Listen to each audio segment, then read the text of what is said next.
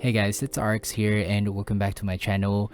I'm back once again with a new keyboard review, and by means of new, this is totally new for me as I haven't tried before and this is our first time reviewing this kind of a layout. Today, let's take a look and listen at the Split 65 by Epomaker. A quick disclaimer that the board was sent over by Epomaker for review, and of course, I give you guys my honest and unbiased opinion about the Split 65. I'll place all of Epomaker's link on my description down below. So the Split 65, as the name implies, this is indeed a split keyboard. It's kind of like an Alice layout, but with this, you have more freedom in terms of placing it in different angles or distance, allowing you to position them in a way that best suits your typing. And basically, it's kind of like an ergonomic board. Now, split keyboards isn't a new thing, but it's not the most common to use and produce. With the Split 65, you can also use one part of the board, like for gaming, as you can easily just use the left side for a better desk space with your mouse while gaming. Now, the Split 65 starts at $119. It's an in-stock and pre-built. It features a tri-mode option. It's VIA and QMK ready, and you also have the classic top mount and a hot swap PCB. Now let's go ahead and unbox and see what we'll get. We are greeted with a manual. Now I highly suggest to go read them first in order to set up the board faster. Then we get the accessories. We have a USB-C to C cable to connect the two parts of the board. Then we have the normal USB cable, the USB dongle, a switch and kick-up puller, and some extra switches. So let's take a closer look at the board itself. The Split 65 is made out of ABS plastic, but also has an iron back piece, adding weight and stability to the board. Honestly, I'm surprised with this combination, but it adds a bit of a premiumness to the board. Now, feature that I like about this is that if ever you want to switch back to a traditional 65% layout, you can just easily reattach the two boards as it has magnets on the middle, making the process quick and easy. Now, design-wise, the keyboard features a basic thick bezels on the both top and bottom, complemented by a wedge-shaped side profile. Now, on the right corner, there's the volume knob, and on the top, you'll find three ports. Two USB-C ports for the cable and a main port for the USB cable. There's also a tri-mode toggle switch in this area. Now at the back of the board, it's quite simple with a plain bottom case, no branding, just rubber feet for the stability.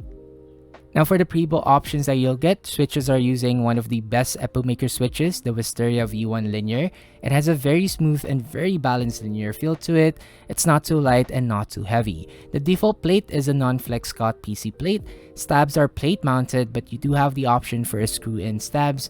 And for the keycaps, it's using a PBT die sub cherry profile and has a gradient look or theme to it. Honestly, it's not that polished, but the texture wise, it has a smooth to rough texture. Legends are quite okay, but I have seen better at this price point. And I think that's all you need to know about this Split 65. Honestly, it's a very straightforward keyboard. It's like a 65% but split and ergonomic, so that's it.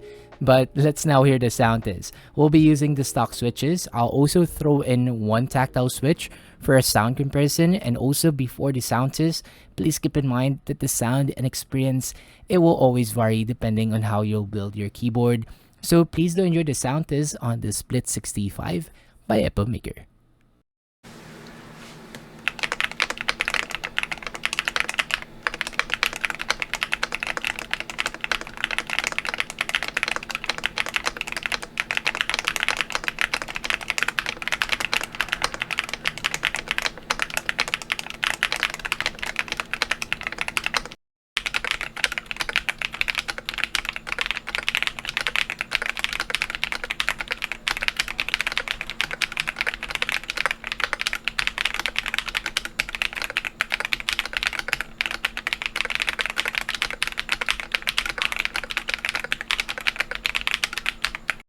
And that was the sound test on the Split 65. Please do let me know on what you think about them on the comment section down below. Let's have some quick discussions, and also thank you for staying if you made it up to this point of the video. Now let's talk about my overall thoughts and my personal experience with the Split 65. This is my first time using an ergonomic or split keyboard, and the adjustment period has been quite significant. I've been using it for almost a week now, and I still find myself mistyping from time to time. However, I can definitely feel the difference in terms of the wrist positioning while typing and gaming, and the angle of the keyboard kind of helps in promoting a more natural wrist posture. And while it takes some time to get used to it, the benefits are becoming more noticeable the longer I use it. And not to mention, it also helps me with my finger placement on each keys. I'd also like to highlight that the Split 65 is QMK and VIA ready, which is very nice to see, which makes remapping keys incredibly easy. This is especially useful if you are using each side of the board intensively, as you can quickly customize the layout basing on your needs. Honestly, I've found it quite beneficial for gaming on my end, especially in FPS games, as the split design allows me to have more mouse space when I'm using just one side, the left side, as I can easily adjust the board's angle whenever needed for a more comfortable setup. Overall, I would say the keyboard is truly unique on its own, and it's definitely an acquired taste with noticeable benefits. I mean, not everyone would really like a split type keyboard, but it can really help out the wrist and finger placement when typing, making it a great option for those who wants to improve their ergonomics when typing on a keyboard. Now, if you're considering trying out an ergonomic board, I'd say this is a solid choice to start with. And that being said, the price is kind of on the higher side and wouldn't really consider this to be budget friendly by today's standards. However, I do believe it's worth trying as it serves a purpose and it's really delivering what it's designed for, which is ergonomics. In conclusion, while the Split 65 may take some time to adjust to, its ergonomic benefits and customization option makes it a worthwhile investment for anyone looking to improve their typing and kind of like the gaming experience that I've mentioned. If you're willing to invest in comfort and performance, then this keyboard should be definitely on your list.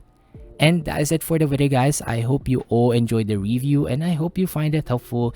If you do, please don't forget to like the video. You can share if you want, and of course, subscribe for more. And I'll see you guys on the next keyboard review.